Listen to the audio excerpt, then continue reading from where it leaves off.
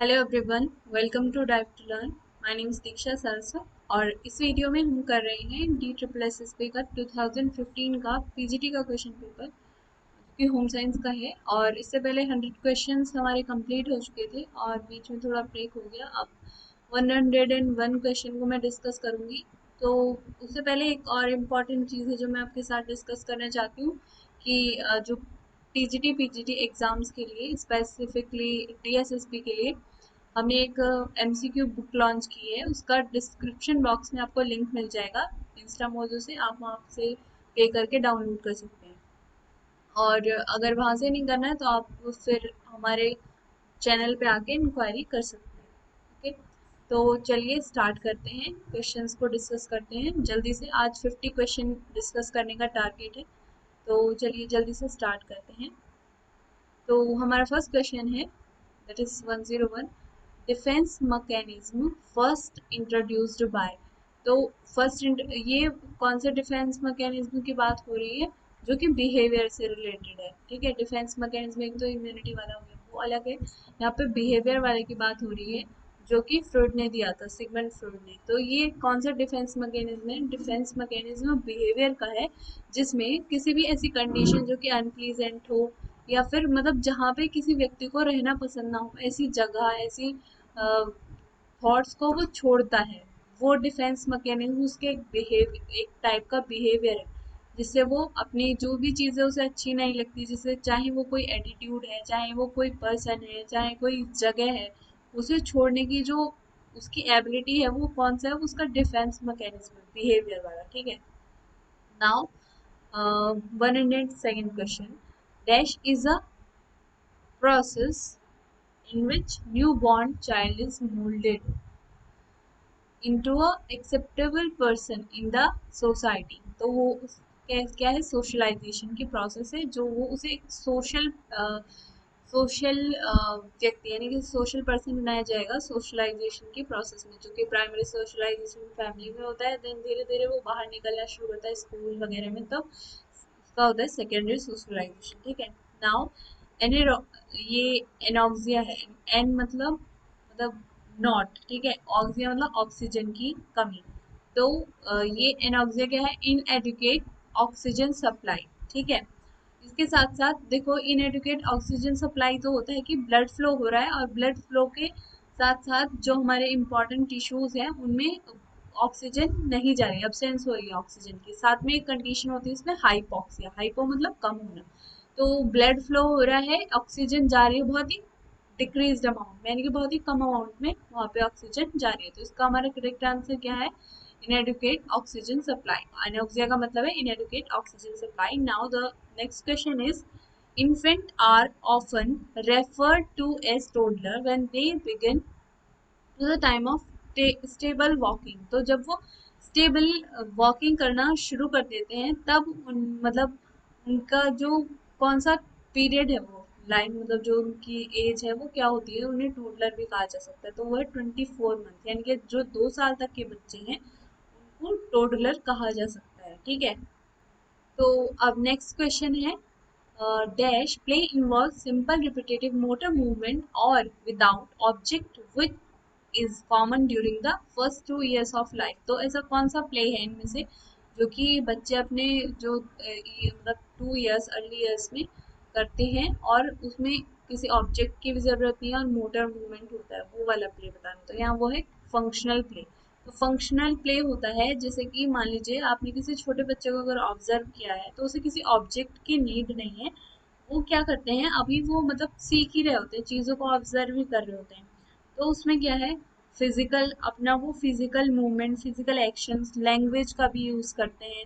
मतलब जैसे आ ऊ करते रहते हैं, वो खुद से अपनी आवाज़ निकालते हैं और उसी के साथ वो खेलते रहते हैं। अपने हाथों और अपने पैरों के साथ मूवमेंट करके उसी से वो खेलते रहते हैं। और इसके साथ साथ वो और क्या सीखते हैं कि वो सीख जाते हैं कि उनकी बॉडी जो है वो अपनी बॉडी को कंट्रोल कर सकते हैं। साथ में वो अपनी बॉडी के द्वारा, वो जैसे हाथ से पकड़ लेते हैं किसी ऑब्जेक्ट को, तो कि जैसे आप मान लीजिए कोई बच्चा छोटा सा है, वो कार से खेल रहा है, वो उसे हाथ से अपने हिला रहा है, तो वो कह रहा है कि सोच रहा है कि हाँ ये मेरे हाथ से हिलाने से मूव कर रही है। तो ऐसी चीजें वो सीखते हैं, वही हमारा फंक्शनल प्ले का पार्ट होता है। ठीक है। Now Next question says dash laws implies that muscular control progresses from head to foot. तो इनमें से कौन सा है? वो है सिफेलोकॉर्डल। सिफेलोकॉर्डल लॉ स्टेट्स कि जो हमारा मतलब जो भी डेवलपमेंट का एक प्रिंसिपल है ये, और ये कहता है कि डेवलपमेंट जो है टॉप टू बॉटम होता है। टॉप टू बॉटम का मतलब है पहले उसका हेड डेवलप होगा और देन वो धीरे धीरे धीरे धीरे उसकी बॉडी पूरी मतलब उसका फुट तक फिर डेवलपमेंट होगा कंप्लीट। ठीक है, now next question is when phonemes are combined and put together to form words are called morphemes where phonemes are। तो क्या है ये है साउंड्स which make languages। तो ये क्या है? यूनिट है साउंड की। जो हमारा फोनिम्स है ये स्मॉलेस्ट यूनिट है साउंड की। और इस फिर जब ये साउंड्स हैं मतलब ये फिनोम्स हैं, ये साथ एक साथ मिलकर इनका एक ग्रुप पूरा ये बनाता है मॉर्फिम्स, जो कि मतलब मीनिंग देता है उनके ग्रुप को। जो मीनिंग देगा फोनिम्स के ग्रुप को, जो मीनिंग देगा वो हमारा मॉर्फिम्स है। ठीक है, now the next question is growth refers dash change. तो ग्रोथ क्या होती है? ग्रोथ आपकी होती है क्वांटिटेटिव, जबकि आपका जो डेवलपमेंट होता है वो होता है qualitative. Okay, now move to the next question that is 109 question variation in the pattern. एक सेकेंड, यहाँ पे थोड़ा मिस है। तो ये है pattern of physical and intellectual growth occurs due to, किसकी वजह से? तो इन सारे कारणों की वजह से। जैसे आपने अगर कभी डेवलपमेंट और ग्रोथ वाला चैप्टर पढ़ा है ह्यूमन डेवलपमेंट का, चाइल्ड डेवलपमेंट का, तो आपको पता होगा कि हेल्थ की वजह से इमोशनल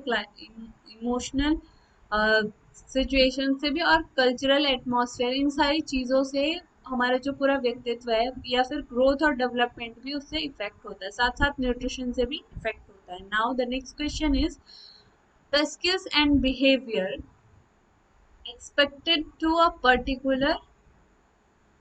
या तो यहाँ पे है आपका 110 क्वेश्चन है। इसमें थोड़ा मिसिंग है क्योंकि यहीं पे और ऑफिशियल साइट पर भी यही अवेलेबल था। Behaviour pattern which is expected to a particular age is called dash task. तो कौन सा टास्क है? वो आपका है डेवलपमेंट, यानी डेवलपमेंटल टास्क, यानी कि एक जैसे एक एज से रिलेटेड जो चीजें हैं वो डेवलपमेंटल है। यानी कि जैसे एक बच्चा है उसमें कौन कौन सी स्किल्स कौन से टाइम मतलब ये एज है और इसमें इस बच्चे में ये वाली स्किल अब तक डेवलप हो जानी चाहिए थी, तो वो क्या है? उसकी डेवलपमेंटल वो है, टास्क है कि हाँ इतना इसका विकास हो जाना चाहिए था अब तक। ठीक है, now 101 question 11th question changes which occurs as result of experience are called product of। तो जो एक्सपीरियंस के रिजल्ट से चीजें सीखता है उसे क्या किसका प्रोडक्ट कहेंगे? लर्निंग। ठीक है, now the family, the school and elite group, the mass media are the agency of socialization। तो ये सत्य है असत्य है? 50-50 कह सकते हो आप इसे, नॉट रिलेटेड। तो ये आपका सही है, ट्रू है। ठीक है, now we move to the next question that is 113 question. ठीक है, secondary socialization has its beginning at. तो कहाँ पर होती है? Later stage of childhood. जब बच्चा स्कूल में जाने लगता है तो उसका सेकेंडरी सोशलाइजेशन शुरू होने लगता है। प्राइमरी सोशलाइजेशन में वो सीखता है वैल्यूज क्या है, गोल मतलब एटीट्यूड्स क्या क्या होता है। फिर वो उसमें जब सेकेंडरी सोशलाइजेशन की स्टेज में वो एंटर करता है तब वो चीज़ों को समझने लगता है कि क्या सही है और क्या गलत है। वो जो सीखता है वो होता है उसका सेकेंडरी सोशलाइजेशन, जो कि वो स्कूल में सीखता है। Now, the next question is the description of imitation is given by self-conscious assumption of another's acts or roles। तो ये किसका दिया हुआ है? मैकाइवर। मैकाइवर और पेज का आपने नाम सुना होगा।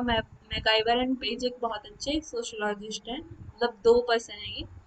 Now, next question. Dash is a term used for children who have reading difficulties।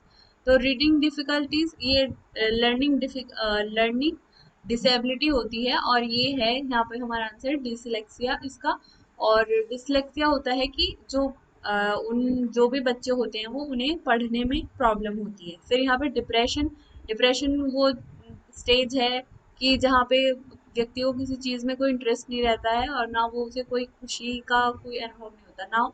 Phobia क्या है? फोबिया क्या है? किसी भी चीज से, किसी ऑब्जेक्ट से, एनिमल से, प्लेस से या फिर किसी भी कंडीशन सिचुएशन से उसे डर लगता हो, वो फोबिया है। नाउ डिस्टरबेंसेस, तो डिस्टरबेंसेस क्या है? जैसे आप कोई काम कर रहे हैं, किसी भी कारण से, किसी के बोलने से, किसी के कुछ घटना हो गई, उससे डिस्टरबेंस क्रिएट हुआ, मतलब वहां पे बाधा उत्पन्न हो गई। ठीक है, next question is fear and jealousy our childhood emotions. तो बताना है कि सत्य असत्य है या फिर नॉट रिलेटेड। तो ये आपका ट्रू है कि यानी कि फिगर फियर और जो जेलेसी है वो डेवलप हो जाते हैं आपके चाइल्डहुड में इमोशंस। ठीक है, now the next question is the dowry prohibition act of dash was an effort at government level to eradicate the evil. तो कब शुरू हुआ था ये? 1961 में शुरू हुआ था। ठीक है, next question is one 18 divorce while mutual consent become a hot favourite and यहाँ पे कुछ ट्रेंडिंग टाइप का आएगा, मतलब इसका जो मीनिंग आ रहा है वो पॉपुलर है कि पॉपुलर क्या चल रहा है आजकल। तो कौन सी क्लास का है, मतलब बताना है कि कौन सी क्लास में ज्यादा पॉपुलर चल रही है डिवोर्स जो है। तो क्या है यहाँ पे? फर्स्ट ऑप्शन है अपर, फिर आपका बी ऑप्शन में यहाँ पे लोअर क्लास है, और सी आपका एजुकेटेड है, और डी है आपका अनएजुकेटेड। ठीक है, तो जो इसका करेक्ट आंसर है आपका, वो है आपका अपर क्लास। या नो, इट्स एजुकेटेड। तो जो ज़्यादा पढ़े लिखे व्यक्ति होते हैं उनमें मतलब उनका अलग अलग एक तरह से मतलब एजुकेशन से भी एटीट्यूड चेंज होता है और उनके सोचने के पर्सपेक्टिव थोड़े चेंज हो जाते हैं। तो एजुकेटेड है, सेल्फ डिपेंडेंट होते हैं, तो उनके जो सोचने का और उनके काम करने का तरीका भी अलग अलग होता है। तो ये जो प्रॉब्लम है डाइवोर्स की, ये उनके म्यूचुअल कंसेंट से हो रहे हैं, तो वो एजुकेटेड हैं और मतलब उनको लगता है कि वो सेपरेट होकर भी अपनी लाइफ को कर सकते हैं, मतलब लाइफ को अपना मतलब जीवन वहन कर सकते हैं। तो ये एजुकेटेड होने की वजह से ज़्यादा हो रही हैं चीज़ें। ठीक है, now next question is dash type of discipline is a growing tendency now days. तो ये कौन सा है? आपका है डेमोक्रेटिक। ठीक है, now the next question is the term adolescence comes from Latin verb adolescere which means। तो इसका क्या मतलब हुआ?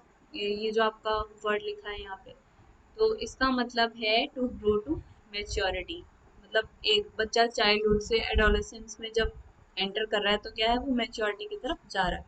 Now the next question is management is a plan directed towards realization and so satisfaction of wants।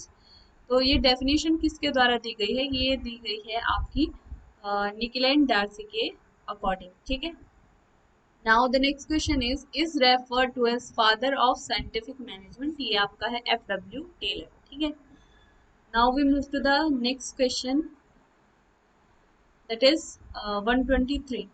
A value is always important to the person who holds it।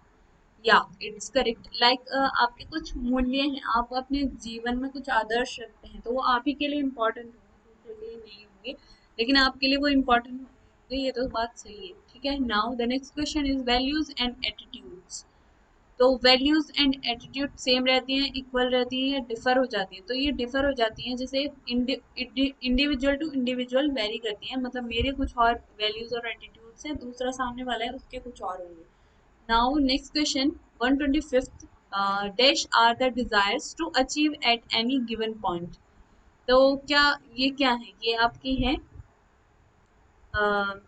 Goals. Okay, तो goals हैं, जो आप goals बनाते हो फिर उनके लिए planning करते हो वो सब, तो आपको अचीव करने हैं, वो क्या है? गोल्स हैं। ठीक है, now next question is dash are available means for reaching goals and meeting demands. तो गोल तक पहुंचने और डिमांड्स को आपकी मतलब मिल जाए, आपकी डिमांड्स पूरी हो जाए, उसके लिए क्या चीज मतलब जरूरी साधन या फिर आप कहें उपलब्ध साधन है, वो है आपके रिसोर्सेज। ठीक है, रिसोर्सेज होंगे तभी आप अपने गोल्स को अचीव कर पाएंगे। Now the next question is ability and skill are examples of dash resources. Ability और स्किल क्या है, एक पर्सन की है, तो क्या है पर्सनल, मतलब मेरी एबिलिटी है कि मैं टीचिंग कर सकती हूँ, मेरी स्किल्स है मैं अच्छे से पढ़ा सकती हूँ, ठीक है, तो वो क्या है आपकी पर्सनल स्किल है, वो फैमिली नेचुरल और कम्युनिटी स्किल नहीं है, ठीक है। Now move to the next question that is 128th question. Dash are the tools in management. तो कौन कौन से टूल्स हैं, peak loads, curves, in time management है बेसिकली ये, ठीक है, टाइम एंड एक्टिविटी प्लान्स, तो ये सारे के सारे ही टूल्स हैं टाइम मैनेजमेंट में। Now the next question, dash fatigue is divided, boredom fatigue and frustration fatigue, मतलब जो ये कौन सी फैटिग है जो कि डिवाइड हुई है दो में, into boredom and frustration fatigue, तो वो आपके है साइकोलॉजिकल फैटिग जो कि आपके ब्रेन से रिलेटेड है, मतलब आपके माइंड से रिलेटेड है। बोर्डम बोर्डम भी तभी फील करोगे जब आपका माइंड थक जाएगा किसी एक ही चीज को देख के, फ्रस्ट्रेशन भी तभी आपकी उत्पन्न होती है। Now the next question is walking and moving is dash effort. तो ये क्या है आपका पेडल इफेक्ट है, पेडल क्योंकि आपके पैरों से हो रहा है, ठीक है। Now 131 question, dash simplification is a conscious seeking of simplest and easiest method of doing work. तो ये आपका क्या है वर्क सिंप्लीफिकेशन। तो वर्क सिंप्लीफिकेशन का मैंने आपको पहले भी करवा रखा है वीडियो में भी, उसका लिंक मैं डिस्क्रिप्शन बॉक्स में दे दूंगी, ठीक है, तो आप कर लीजिएगा अगर आपको नहीं हुआ है वो कॉन्सेप्ट, ठीक है। Now 132 question, change in hand and body motion involve movements involves hand and body motions। तो ये करेक्ट है, ओके, आपका 132 क्वेश्चन, या it's true. Now the next question, to the next question, ये है आपका is a step by description, is a step by step description of doing a work. तो ये आपका क्या है फ्लो प्रोसेस चार्ट, ठीक है, जैसे फ्लो प्रोसेस चार्ट इसीलिए ताकि फ्लो प्रोसेस चार्ट होता है आपका कंप्लीट, उसमें आपको एक तरह से जैसे ये फ्लो, ये है आपका यहाँ पे, आप मान लीजिए जैसे आपको सब्जी ही बनानी है, कॉमन से एग्जांपल देती हूँ, आपका है आलू पटेटो, ठीक है, आप उसको पील करोगे, यहाँ पे आपका जैसे नेक्स्ट स्टेप है मैं बता दूँ, यहाँ पे पहले सबसे पहले क्या होगी आपकी वॉशिंग, पहले आपकी वॉशिंग होगी, फिर पीलिंग होगी, फिर पीलिंग के बाद आप क्या करोगे उसे कट करोगे, कट के बाद आप उसको मतलब फ्राई व्राई करके जैसे भी आपको बनाना है। तो एक तरह से मैंने आइडिया सा दे दिया आपको कि फ्लो प्रोसेस चार्ट में कैसे स्टेप बाय स्टेप चीजें डिस्क्राइब होती है, ठीक है। नाउ द नेक्स्ट क्वेश्चन है in dash graph using small lights on the middle finger task can be photographed and recorded. तो ये आपका है क्रोनोसाइकिल ग्राफ, ठीक है। क्रोनोसाइकिल ग्राफ, इसमें आपका टाइम भी, मतलब कौन से मूवमेंट को करते हुए कितना वो लग रहा है, टाइम लग रहा है, और उसमें फिर क्या होगा आपका जो मिडिल फिंगर है वहाँ पे एक छोटा सा बल्ब होता है उसमें, वही उसका फोटोग्राफ कर मतलब लेता है और वहाँ पे वो मूवमेंट रिकॉर्ड हो जाता है। Now the next is the word ergonomics was coined from Greek words ergon and nomos, means, तो इर्कॉन का मतलब होता है वर्क एंड नोमोस का मतलब होता है लॉस। तो इसका क्या करेक्ट आंसर बनेगा वर्क विद नेचुरल लॉस, यानी कि वर्क विद नेचुरल लॉस का मतलब है जैसे इकोनॉमिक्स में क्या होता है, एक तरह से आपको क्या है कि एम्प्लॉयज के सेफ्टी भी रहे और अच्छे से अच्छा प्रोडक्शन हो जाए, इसका यही तो एम होता है। तो नेचुरल लॉज का भी यूज करना है, तो नेचुरल लॉज कैसे, जैसे मान लीजिए वो ऐसे कोई, जैसे कोई वर्क कर रहे हैं तो वहां पे अगर उन्हें कुछ चीज नीचे डालनी है तो ऐसे चीजों में वो क्या करेंगे ग्रेविटी यूज करेंगे, ऐसा ये है कि नेचुरल लॉज का यूज किया जाए, ठीक है। Now the next question is with the help of dash the muscles under stress are identified over the skin surface। तो कौन सा ऐसा चीज या कौन सी टेक्निक है इसमें से, वो है आपकी इलेक्ट्रोमायोग्राफ। इलेक्ट्रोमायोग्राफ क्या है, मसल, ये जो आपकी मसल्स है मसल टेंशन को भी ये मेजर कर लेती है, और मतलब ये जो आपकी इलेक्ट्रोमायोग्राफी है। Now we move to the next question 137 is conscious determination of future course of action is your planning। Planning क्या है, आप कोई भी गोल है आपके सेट हैं, डिटरमाइंड गोल है, गोल्स हैं और उनको अचीव करने के लिए आप क्या करते हो, थॉट्स बनाते हो, उन्हें फिर थॉट्स के अकॉर्डिंग आप प्लानिंग करते हो। वही आपका मतलब ये सोचते हो स्टेप्स कि हाँ ऐसे ऐसे काम करना है, वही तो आपकी प्लानिंग है। Now 138 question, pick odd one among the characteristics of resources. तो रिसोर्सेज के कौन सी करेक्टरिस्टिक्स नहीं है?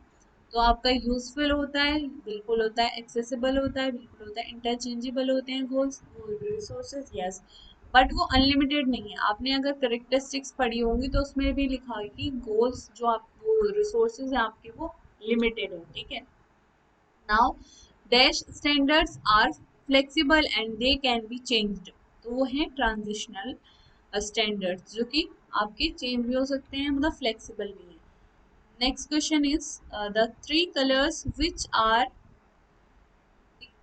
distance from one another on prang color wheel is known as। तो आपका है वो ट्रायड, ठीक है, मतलब तीन है वो कलर और इक्वी डिस्टेंस पे है। जैसे आपका ये कलर व्हील हो गया, ये देखिए ऐसे कलर व्हील बनेगा भी या नहीं पता नहीं, देखिए कलर व्हील ऐसे मान लीजिए, और ये आपका यहाँ एक हो गया, एक यहाँ पे हो गया और एक यहाँ पे, मतलब इनमें ज्यादा, इसमें शायद थोड़ा बहुत अंतर हो जाए, बट इसका जो डिफरेंस रहेगा तीनों का सेम रहेगा, ठीक है, तो वो आपके ट्राइड हो जाते हैं।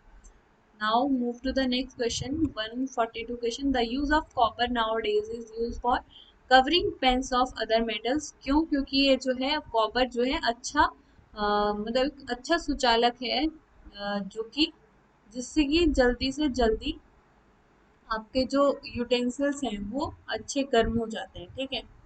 Now the next question is in dash in home furnishing refer to those objects in a room which add interest। तो ऐसी क्या चीजें हैं, वो है एसेसरीज। ये जो कलर लाइन इंटेंसिटी है ये एलिमेंट्स और प्रिंसिपल्स हैं डिजाइन के।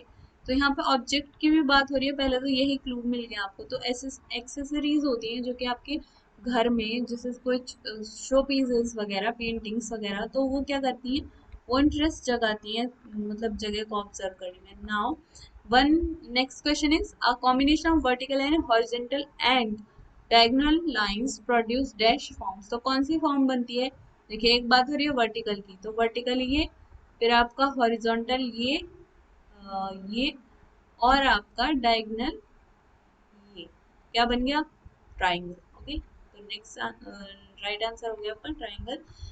Now the next question is 145th is a path for eye to travel. तो वो क्या है, लाइन है। लाइन जैसे सबसे ज्यादा जो मूवमेंट करवाती है वो कौन सी होती है, कर्व लाइन, ये ऐसे ऐसे ऐसे वाली सबसे ज्यादा मूवमेंट होता है। या लाइंस ऐसे भी है, किसी ड्रेस में भी अगर ऐसे लाइंस होंगी तो वो क्या करवाती हैं, आइज को मूवमेंट करवाती हैं। Now a textbook of household art is written by, किसके द्वारा ये लिखी गई है? तो इसका करेक्ट आंसर है ए, स्टेला साउंडराज राराज। हो सकता है प्रोनाउंसिएशन में थोड़ी मिस्टेक हो गई हो, sorry for that. Okay, now we move to the next question, क्योंकि 150 क्वेश्चन पूरे करने हैं आज। तो colour is a quality of light,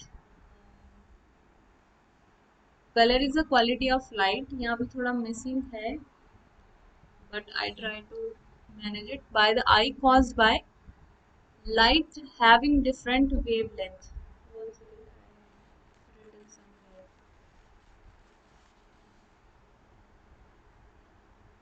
तो इसका जो मतलब मैं हिंदी में बता देती हूँ, कलर क्या मतलब, ये जो है आईज के द्वारा प्रोड्यूस हो रहा है। यहाँ पे मैं हिंदी में आपको दिखा देती हूँ, ठीक है। विभिन्न तरंग के द्वारा, तरंगों द्वारा निर्मित आंखों को दिखाई देने वाले प्रकाश की विशेषता को कहते हैं, मतलब आंखों को जो दिखाई दे रहा है लाइट के जो रेज है, वेवलेंथ है, तो उसे आंखों से टकराने की, देखिए जो कलर कैसे बनता है, आंखों से जो लाइट मतलब लाइट टकराती है तब उसमें से कुछ वेवलेंथ्स निकलती है, वो उसके द्वारा आपको कलर दिखाई देता है।